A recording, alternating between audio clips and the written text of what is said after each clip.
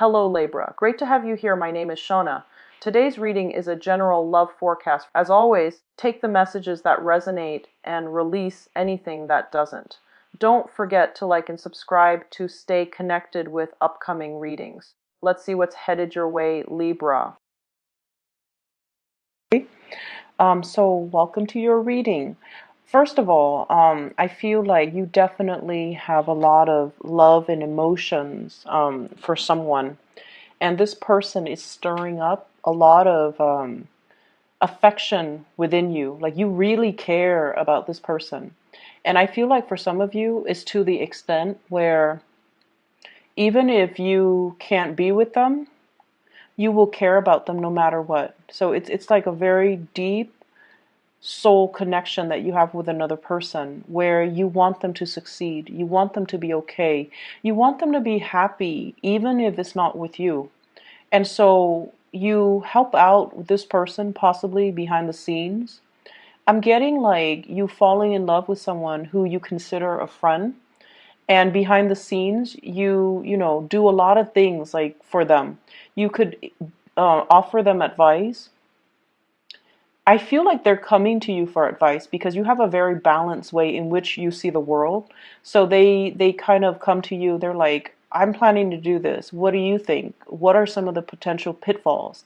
And I feel almost like, a sense of like liking somebody who you consider a best friend, where you just want them to be happy and you want them to, you want them to be yours, but if they're not going to be with you, you just want them to be happy. So I do feel this immense sense of unconditional love that you have for another person. It shows up here as your energy, the Ace of Cups, okay?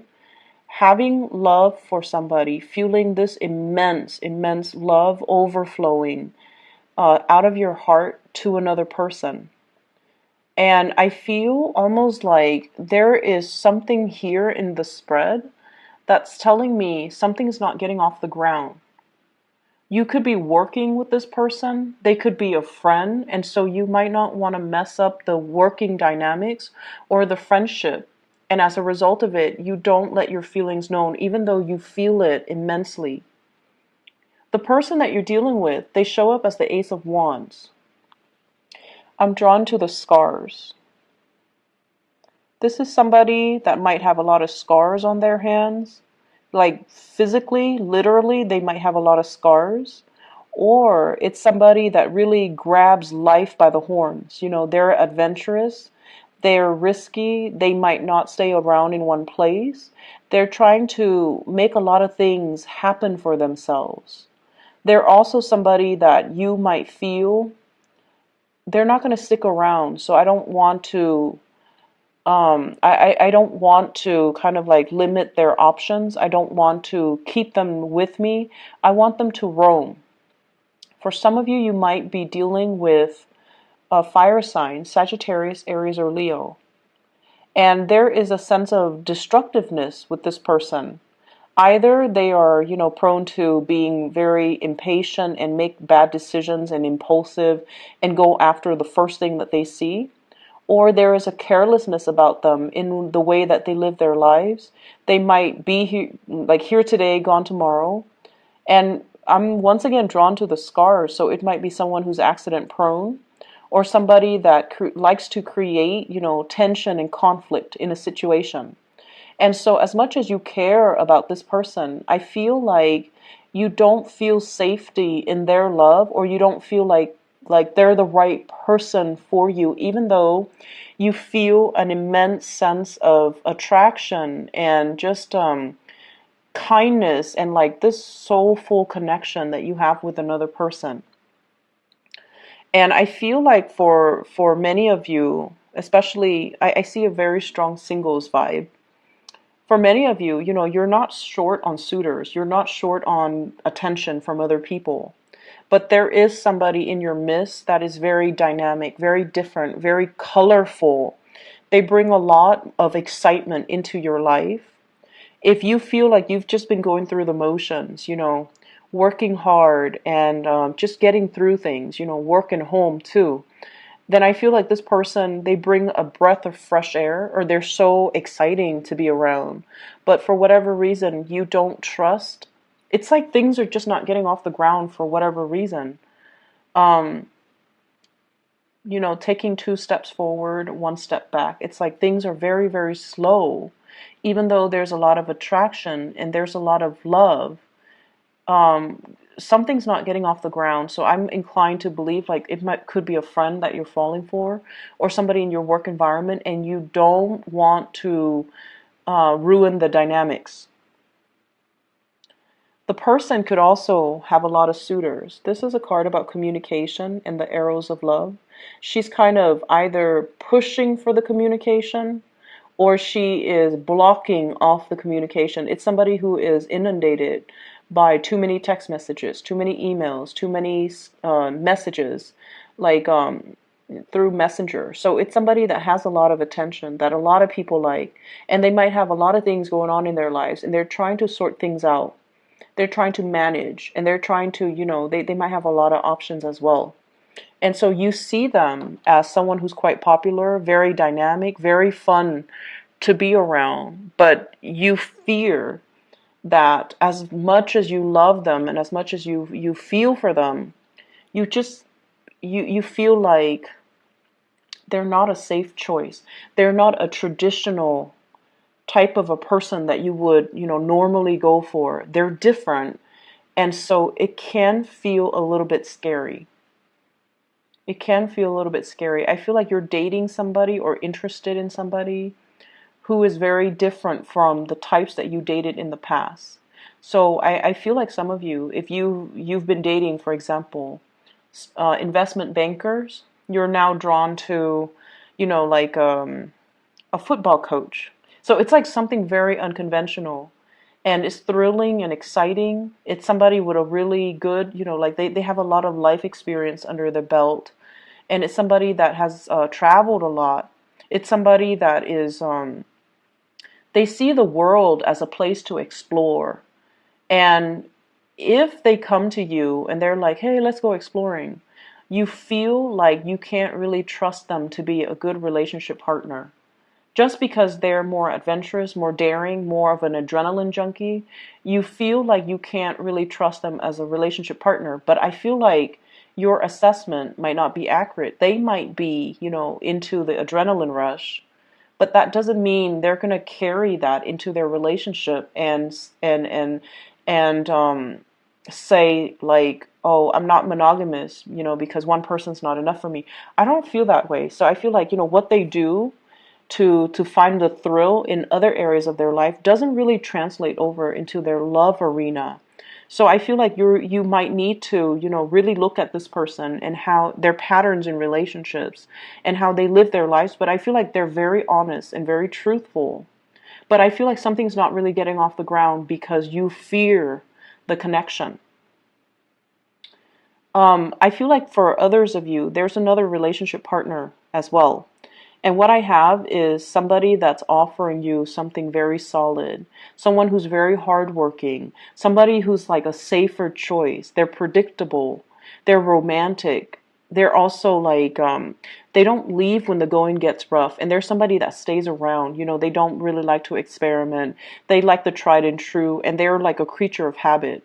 And I feel like it might be an earth sign, a Taurus, a Virgo, or Capricorn. And I'm also feeling like you might be drawn to a workaholic, not an alcoholic, a workaholic. Someone that takes their jobs really, really, really seriously. They might be a little bit dull and boring, and they're all work, work, work, and they don't really talk about anything else. And I feel like you want to offer this person some fun, some excitement, but it just seems like you can never get past that friend zone, okay, for whatever reason. It might be the environment that you're in, so bring them out of that environment and bring them into your world, and then introduce them to new things. I feel like it's just a matter of you taking the initiative to kind of bring them away from their natural habitat and then crossing over to your world so you can show them some fun. You can show them how you do things so that the two of you can be alone. So finding alone time, I feel like If there's a stalled relationship, or if things are just not really getting off the ground, finding a way for you to kind of bring them into your world, either solicit them for a date, or tell them to meet you for coffee, or tell them to, hey, why don't you take a break from work and come with me for a walk. Be very, very nonchalant about it, or be very like just be very just don't come into it expecting, let's have a big date. Just so you can make that initial connection with them, and then get to know them a little bit better, because I feel like your initial assessment might not be accurate about a specific person. And so I feel like there is someone who's very exciting, and there then others of you who are dealing with someone who's like all work and no fun. And you find them really, really fascinating as well, even though, right off the bat, you feel like, oh, they're boring. They don't seem like they have anything else. They're just like so work focused. But I feel like your assessment of a person might not be accurate for this week. But either way, I feel many of you are naturally very, very drawn to another person, and you want to spend the time with them. I see many of you kind of like, every time, in conversation with other friends or other people, if their name comes up, you kind of, it rattles you a little bit.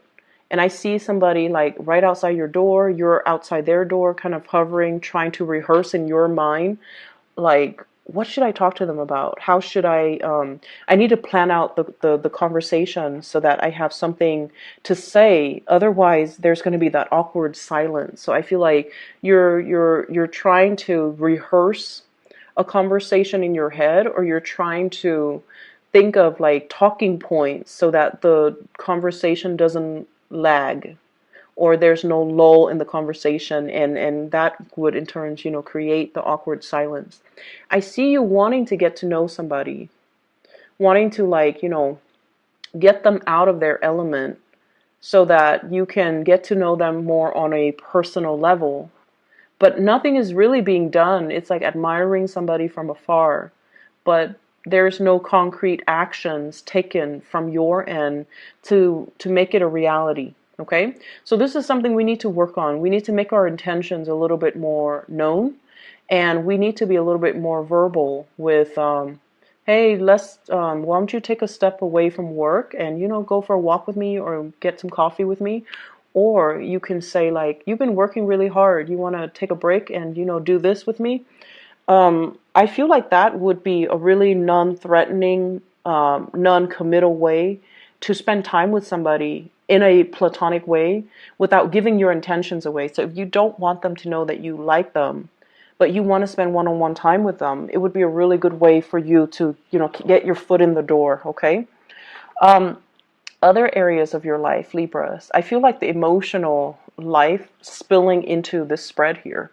And what I'm seeing here is we have the Justice card, which is your card. And what it's telling me is there needs to be a better balance of emotions and in the work environment, okay? Balancing out emotions in the work environment. And especially for those of you who are in positions of power.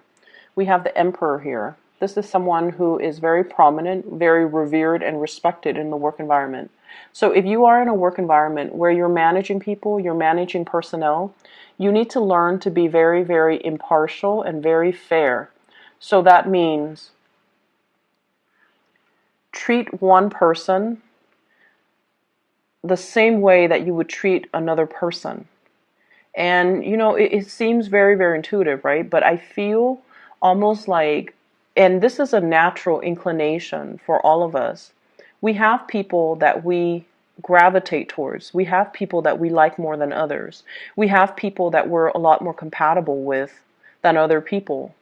And in a management position, we need to separate those personal relationships or those personal feelings in the way that we treat our personnel, in the way that we treat our coworkers, in the way that we treat other people.